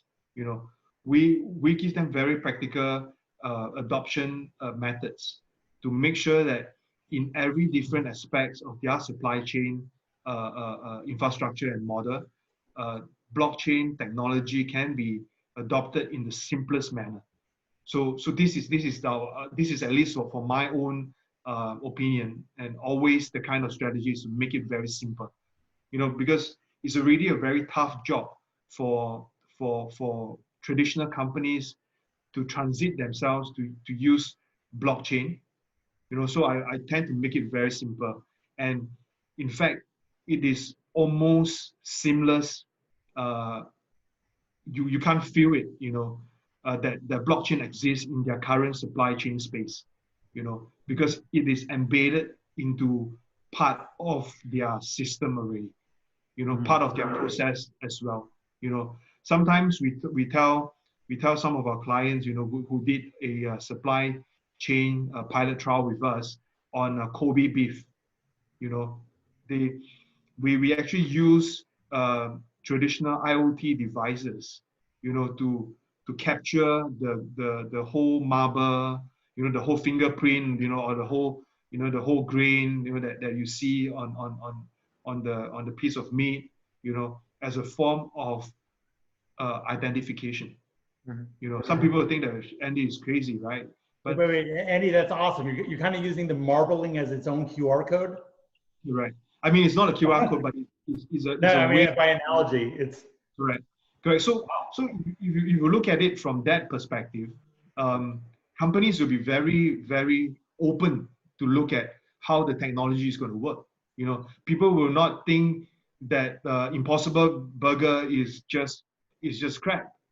You know, but to me, is as long as you can tell people that, you know, where this is made, how this is made, you know, you give them the right kind of detail, people will be able to adopt that kind of food.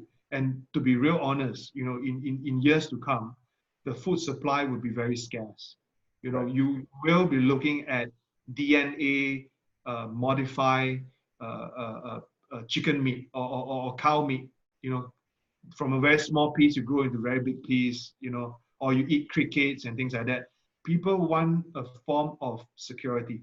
So the food security plus blockchain technology in the current supply chain system is really going to help, because you give the extra assurance that supply chain, things in the supply chain are all well documented. Again, it has to be well documented, because shit in, shit out, man. Because if you put in bad data, you get in the bad kind of outcome. So again, the whole mechanism, the whole consensus mechanism got to be in place, and it got to be sound in order for this whole perfect scenario to work. I hope I didn't say too much, man. No, you know, it's funny. It's definitely one of the areas in which the technology lends its space to weeding out bad actors along the supply chain, wherever they are. It's interesting that you found that most of the bad actors from the wine came after the bottle had been opened. And I understand the wine industry, the high-end wine industry, it's just fraught with fraud. So that was an interesting attack method on it. If you were at all still operating in that particular business, there is I'm living here in Berlin now myself. I'm working on development of DAO systems. So I'm working on different legal frameworks and technical frameworks for DAOs. But I happen to have a great connection that runs an incubator for Metro groceries, which is one of the larger groceries here. So, you know, we had been talking about that recently, Andy. So if that's still an interest in you, you know, I'd love to connect you guys. And I know that they're looking to incubate some people that are doing something similar. I think they're the largest retailer of wine in might be all of Europe. It's definitely all of Germany, but might be all of Europe. And they've been barking down that tree. So, no, you've been doing good work, man. Thanks for coming on. Just wanted to say hello. Hey, thanks, team. Sorry, I may Thanks. interrupt you, but Tim, I know you're slammed. I appreciate that you showed your face and engaged in dialogue and asked good questions, and I'm glad you two connected. And Andy, sorry, I verbally stepped on you, but you got a lot of fans. No. Let's talk a lot more on the Telegram. Like I always tell all my friends and my partners and so forth. Right now, I'm in a stage in my life where creating companies, incubating companies. That's more like a hobby sometimes. I really want to be part of a unicorn. I really want to. I can even work for a unicorn because there's no way, and let's be very practical, that I can create a brand new unicorn on my own, and that's a tough job, yeah. So I really love to talk to more people, or maybe you can all come together to create a new unicorn, or I can work for another unicorn, is also fine, because to me, that is going to keep me going, because that to me is a form of innovation. And that is also a better use of my time and expertise, because I can always make good revenue or outcome, with the investments that I have, with the companies that I have. But that is already not something that can keep me going. Sander will know this very well, because there's no challenge anymore. Sometimes some people tell me, "Do you want to do some shit coin?" What a life. No way I would do it, man, because it's too simple to be manipulative. Yeah. Too simple to tell people that this project is damn good. All right. Because in the earlier conversation, Timothy will not know this, but we have a full ecosystem, from a marketing company to a liquidity company, to help people build the trust, to help to build the project and so forth and so on. To me now, all these things become a very simple task. So being a unicorn is very different. It's not just about making money. It's about making a hell lot of difference in that industry. So that also one of the reasons why, I don't mind working for somebody, because I want my time to be well spent. They may be paying me peanuts, man, but I'm okay. I'm happy with the peanuts. But I just want to make the unicorn happen and grow even bigger, during my lifetime. So that's something that I love to share. I think that's the best way to possibly end this show, because I want to go out there and kick ass right now based on what you said. So you jazzed me up a lot. Sander, thank you so much for introducing us to your friend Andy. This is, to be honest, I didn't know about him, and now I do. And now I feel like the biggest thing going on is something that eluded my gaze, but now I'm aware, and I think a lot of us feel this way. So thank you, and I'll pass it back to you. And Andy, Sure. thank you. Yeah, and you're more than welcome, Gordon. And like I said to you in our pre-talk when we were discussing, okay, who are going to be our guest speakers within the next couple of weeks and months, and what ideas do we have, because we want to take this not only online, but maybe in the future we will do networking events, because this is, our payback to the industry. We connect people. If they can do business, great. If they can share insights, that's great. This is how we can all help each other and work on a bigger purpose. And like I said, Andy's not only my personal friend, but he's also my #1 guy when I want to bring something to Asia, or if I want to get something from Asia to the European market, or maybe US market also. This is the guy to go to. So I'm happy to connect him to, you, Gordon, also to friends like Timothy and all the other speakers that were participating in today's show. So maybe as a quick closeout on this call, let me reach out to the audience that were participating in the live stream. We really appreciate you and that you're participating every week. So keep on joining and keep on coming back. Next week we are here same time. For everybody that's watching the recording, thank you also for that, and please share the link so we can build the community on our YouTube channel, and please join also our Telegram channels. To our main speaker today, Andy, my friend, I really appreciate you. I know that you're really busy running all your businesses in and outside Asia, and that you're still able to spend at least a couple of hours with us, and that excludes the pre-interview that we did a couple of days ago. I really appreciate you, and thanks for being a friend. I also want to say thanks to Tim. Thanks for popping in. I know that you're busy also with all kinds of ventures, but I'm happy to see you also again. So for everybody, for now, I wish you a good day. I'm going to say bye from Faro in Portugal. Next week, I will be back in Amsterdam. And we look forward, on behalf of Gordon and myself, to see you all next week. So have a good day, everybody, and we see each other soon. Bye-bye. Thanks, everyone. Good Bye. job. Thanks, Senator. Thanks, Andy. Thanks.